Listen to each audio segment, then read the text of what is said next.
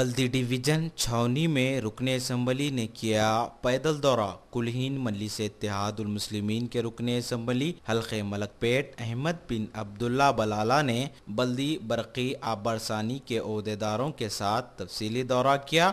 रुकने असम्बली ने अवाम से फ़र्दन मुलाकात की और मसाइल को दरियाफ्त किया।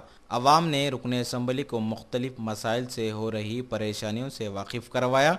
रुकने असम्बली अहमद बिन अब्दुल्ला बलाला ने ओहदेदारों को हिदायत दी कि ज़ेर इल्तवा कामों को और मज़ीद तरक्याती कामों को जल्द अज जल्द मुकम्मिल करे। ओहदेदारों ने रुकने असम्बली को दिया तयक़ुन। इस मौके पर रुकने असम्बली के हमरा कॉरपोरेटर मोहम्मद मुर्तज़ा अली, ओहदेदारों सरगर्म कारकुनान भी मौजूद थे।